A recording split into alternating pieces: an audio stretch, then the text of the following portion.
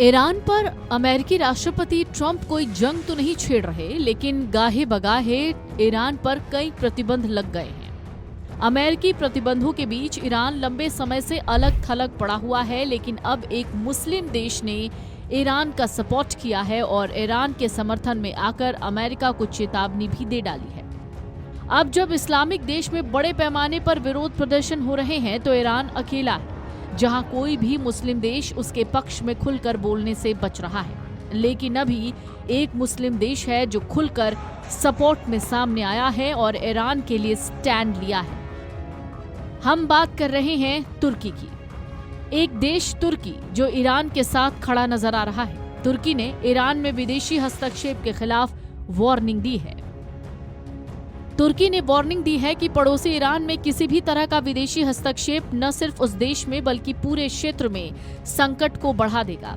तुर्की ने कहा, ईरान के घरेलू मसलों का समाधान बातचीत के जरिए होना चाहिए और ये समाधान देश के अंदर उसके लोगों की तरफ से होना चाहिए। राष्ट्रपति रेचेप तैयप एर्दोगन की सत्तारूढ़ एके पार्टी के उपाध्यक्ष और प्रवक्ता ओमर चेलिक ने ये वार्निंग दी है। उन्होंने कहा, तुर्की ईरान में किसी तरह की अराजकता नहीं देखना चाहता, भले ही ईरानी समाज और सरकारी संस्थानों में समस्याएं मौजूद हों।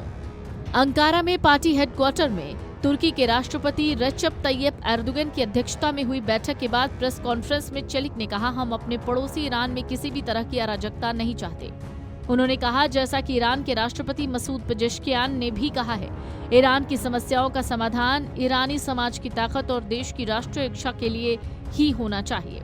चेलिक ने कहा, विदेशी हस्तक्षेप से हालात और ज्यादा खराब होंगे। उन्होंने अमेरिका के साथ साथ इजराइल को भी वार्निंग दी। कहा, इजराइल की तरफ से उकसावे की कोई भी कार्रवाई क्षेत्र में गंभीर संकट पैदा कर देगी। उन्होंने जोर दिया कि इस मुद्दे से निपटने का रास्ता बातचीत और आपसी संपर्क बढ़ाने से निकलेगा। चेलिक ने कहा, ईरान को लेकर इजरायली अधिकारियों के हालिया बयान पूरे इलाके में तनाव को और भड़का सकते हैं। उन्होंने कहा, इस तरह का आक्रामक रुख पूरे क्षेत्र में और ज्यादा उथल पुथल पैदा करेगा और इसे सिरे से खारिज किया जाना चाहिए।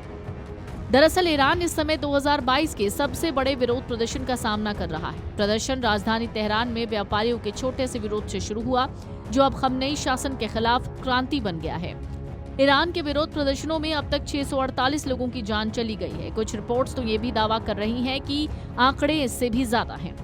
अमेरिकी राष्ट्रपति डोनाल्ड ट्रंप बार बार कह रहे हैं कि अगर ईरानी शासन ने सख्ती बढ़ाई तो वो सैन्य हस्तक्षेप कर सकते हैं।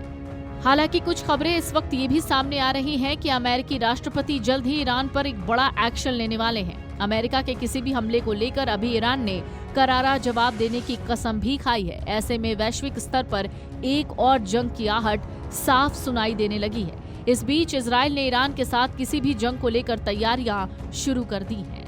Video desk amarujala.com।